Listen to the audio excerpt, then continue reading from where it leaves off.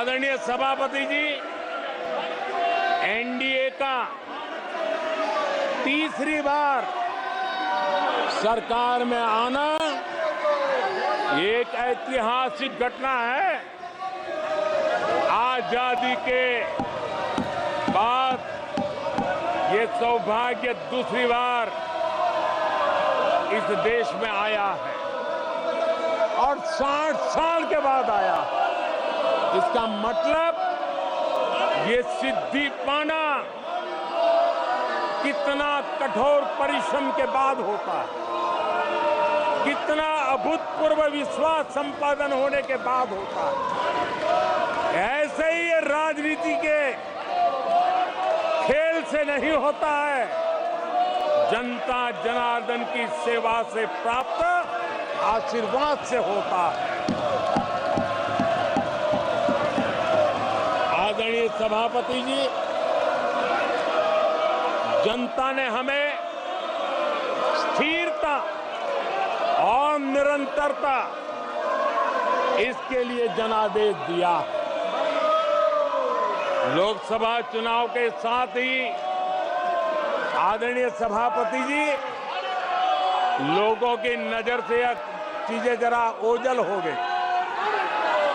लोकसभा के चुनाव के साथ साथ हमारे देश में 4 राज्यों के बीच चुनाव हुए और आदरणीय सभापति जी, इन चारों ही राज्यों में एनडीए ने अभूतपूर्व सफलता प्राप्त की है। अभूतपूर्व सफलता प्राप्त,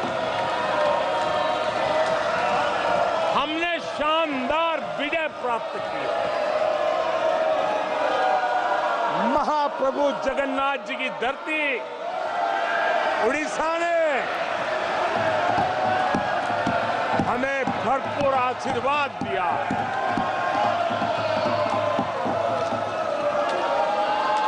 आदरणीय सभापति जी, आंध्र प्रदेश एनडीए ने क्लीन स्वीप किया है। सूक्ष्मदर्शक यंत्र में भी ये नजर नहीं आते हैं। आदरणीय सभापति जी,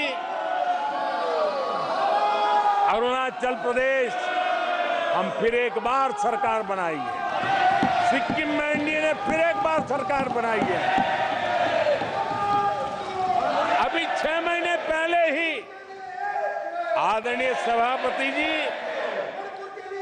आपका होम स्टेट राजस्थान, मध्य प्रदेश और छत्तीसगढ़ में हमने प्रचंड विजय पाया है। आदरणीय सभापति जी, हमें नए नए क्षेत्रों में जनता का प्यार मिल रहा है, जनता का आशीर्वाद मिल रहा है। आदरणीय सभापति जी, बीजेपी ने केरला में इस बार खाता खोला है और बड़े गर्व के साथ केरला से हमारे सांसद हमारे साथ बैठते हैं। तमिलनाडु में कई सीटों पर बीजेपी ने दमदार उपस्थिति दर्ज की है। कर्नाटक, यूपी और राजस्थान में पिछली बार की तुलना में बीजेपी का वोट परसेंट बढ़ा है। आने वाले समय में 3 राज्यों में चुनाव है। जिन राज्यों में चुनाव है उसमें से 3 की मैं बात करता हूं। महाराष्ट्र, हरियाणा और झारखंड, यहां चुनाव आ रहे हैं। आदरणीय सभापति जी, पिछली विधानसभा में इन 3 राज्यों में हमें जितने वोट मिले थे, इस लोकसभा चुनाव में इन 3 राज्यों में मैं उससे भी ज्यादा वोट मिले हैं। आदरणीय सभापति जी, पंजाब में भी हमारा भूतपूर्व प्रदर्शन रहा है और हमें बढ़त मिली है। जनता जनार्दन का भरपूर आशीर्वाद हमारे साथ है। आंकड़ा पार नहीं कर पाई है। कांग्रेस के इतिहास में ये तीसरी सबसे बड़ी हार है। तीसरा सबसे खराब प्रदर्शन है। अच्छा होता कांग्रेस अपनी हार स्वीकार करती, जनता जनार्दन के आदेश को सर आंखों पर चढ़ाती, आत्ममंथन करती, लेकिन ये तो कुछ शीर्षासन करने में लगे हुए हैं।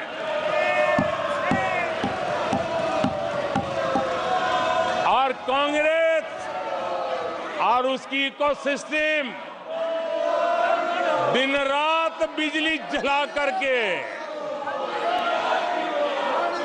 हिंदुस्तान के नागरिकों के मन में ये प्रस्थापित करने की कोशिश कर रहे हैं कि उन्होंने हमें हरा दिया है। आदरणीय सभापति जी, ऐसा क्यों हो रहा है? मैं जरा अपने सामान्य जीवन के अनुभव से बताता हूं। कोई छोटा बच्चा साइकिल लेके निकला है और अगर वो बच्चा गिर जाता है, साइकिल से लुढ़क जाता है, रोने लगता है, तो कोई बड़ा व्यक्ति आकर के उसके पास पहुंच जाता है और उसको कहता है, देखो चींटी मर गई, देखो चिड़िया उड़ गई, अरे देखो तुम तो बहुत बढ़िया साइकिल चलाते हो, अरे तुम तो गिरे नहीं हो। ऐसा करके उसका जरा मन ठीक करने के लिए प्रयास करते हैं, उसका ध्यान भटका करके उस बच्चे का मन बहला देते हैं। तो आजकल बच्चे का मन बहलाने का काम चल रहा है।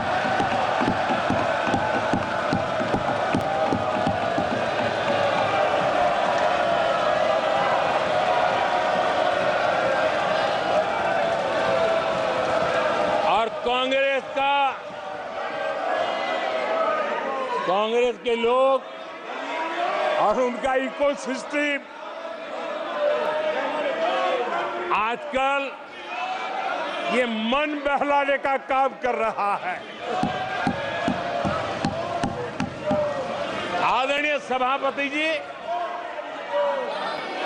1984 उस चुनाव को याद कीजिए। उसके बाद इस देश में 10 लोकसभा के चुनाव हुए। 10 लोकसभा के चुनाव हुए। 84 के बाद 10 लोकसभा के चुनाव होने के बावजूद भी कांग्रेस 250 के आंकड़े को छू नहीं पाई है।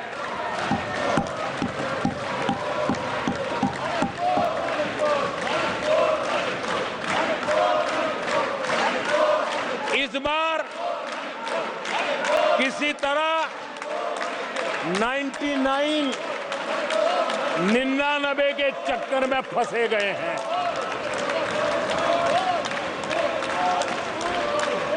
आदरणीय सभापति जी, मुझे एक किस्सा याद आता है।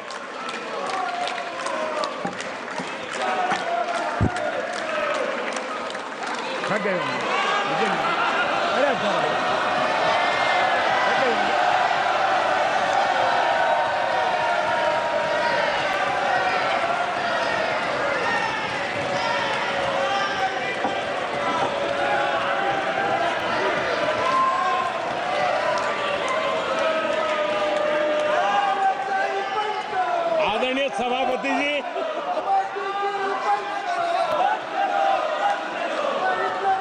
मुझे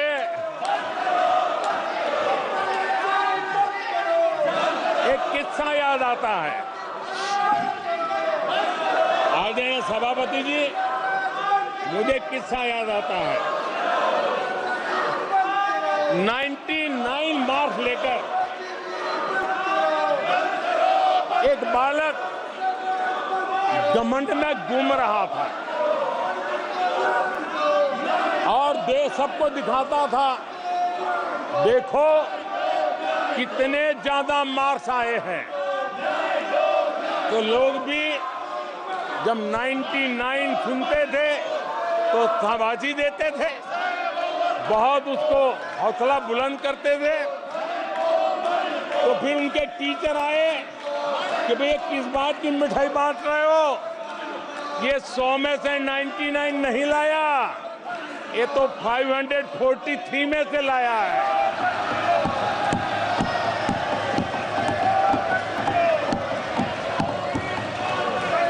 अब उस बालक बुद्धि को कौन समझाए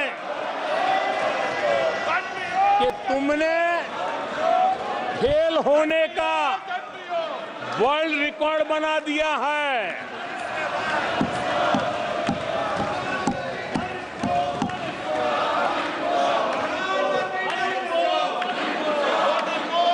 कांग्रेस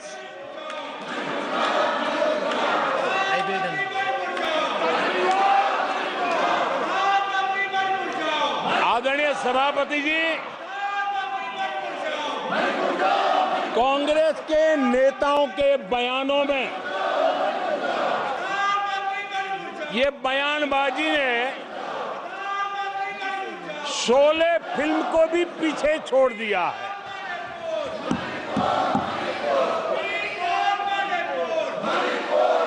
आप सबको शोले फिल्म की वो मौसी जी याद होगी।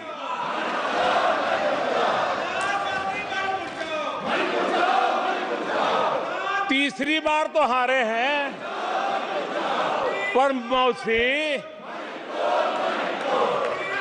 ये बात तो सही है, तीसरी बार ही तो हारे हैं, पर मौसी मोरल विक्ट्री तो है ना।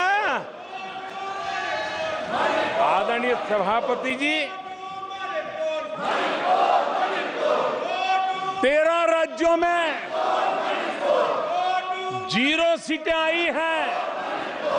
अरे मौसी, 13 राज्यों में 0 सीटें आई हैं, पर हीरो तो है ना।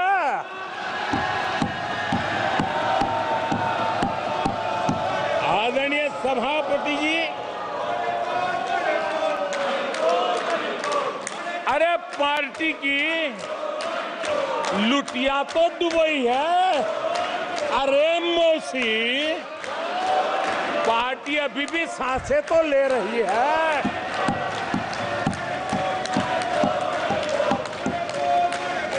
मैं कांग्रेस के लोगों को कहूंगा, जनादेश को फर्जी जीत के जश्न में मत दबाओ। जनादेश को फर्जी जीत के नशे में मत दबाओ, उस जश्न में मत दबाओ। ईमानदारी से देशवासियों के जनादेश को जरा समझने की कोशिश करो, उसे स्वीकार करो।